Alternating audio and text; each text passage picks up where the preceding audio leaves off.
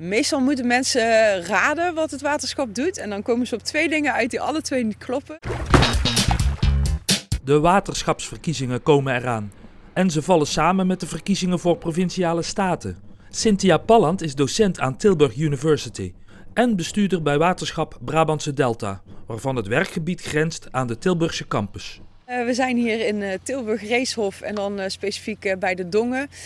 Hier is ook het project Reeshofweide van onder andere Waterschap Brabantse Delta. En het heeft als doel om hier, ondanks dat het een vrij stedelijk gebied is, toch natuurgebieden met elkaar te verbinden. Te zorgen dat dieren hun weg weten te vinden van de ene naar de andere natte natuurplek. En om daarnaast ook de waterkwaliteit te verbeteren. En te zorgen dat water beter kan worden vastgehouden. Als je mensen vraagt wat de waterschap doet, wat krijg je dan voor antwoord? Meestal moeten mensen raden wat het waterschap doet. En dan komen ze op twee dingen uit die alle twee niet kloppen. Namelijk drinkwater. Nou, daar gaan in de eerste plaats de drinkwaterbedrijven over. En de riolering. Dat doet het waterschap ook niet. Wat doet het waterschap wel? Het waterschap heeft 3 kerntaken. Dat zijn de waterveiligheid, dus het beschermen tegen hoogwater, overstromingen en dergelijke.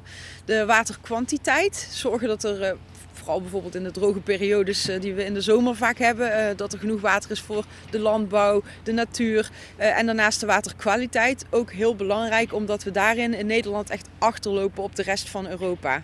Dat zijn dus de kerntaken van het waterschap en veel partijen beginnen er ook voor te pleiten om dat uit te breiden naar ook een stukje recreatie, een stukje biodiversiteit. Van oudsher zijn de boerenbelangen in een waterschap sterk gewaarborgd, maar dat is langzamerhand aan het verschuiven. Klopt dat? Er zijn nog steeds geborgde zetels voor de boeren, dus zetels waar niet voor gestemd hoeft te worden.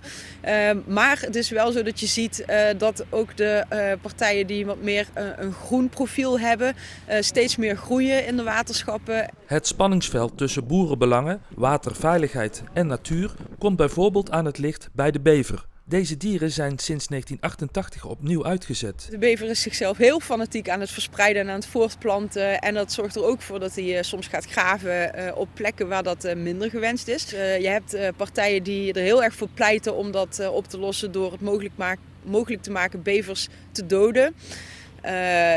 Dan heb je de partijen die meer op de natuur en op de biodiversiteit gesteld zijn of gewoon dierenrechten, zoals ik zelf ook. Het mooiste vind ik dat gebieden gewoon zo kunnen worden ingericht dat bevers zelf gemotiveerd worden om hun burchten te graven op plekken waar dat minder schadelijk is.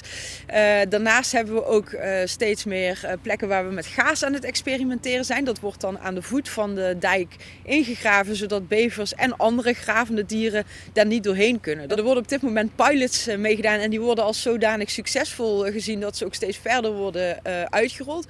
De waterschapsverkiezingen komen eraan. Ja, 15 maart kunnen we weer stemmen voor de waterschapsverkiezingen. Dat valt samen met de provinciale statenverkiezingen. Het is heel belangrijk om te gaan stemmen juist voor het waterschap. Want je ziet de resultaten van jouw keuze direct om je heen. Je kunt daarmee invloed uitoefenen op het beleid. En bijvoorbeeld je ziet dat steeds meer studenten en jongeren de straat op gaan om zich te laten horen over klimaatverandering. Ook wetenschappers verenigen zich om zich daarover te laten horen. Ja, juist ook lokaal kun je je stem uitbrengen en bepalen hoe er wordt omgegaan met de uitdagingen die er in jouw omgeving spelen. Water is van levensbelang voor al het leven, dus je moet echt je stem gaan uitbrengen op 15 maart. Je hebt nu de keuze.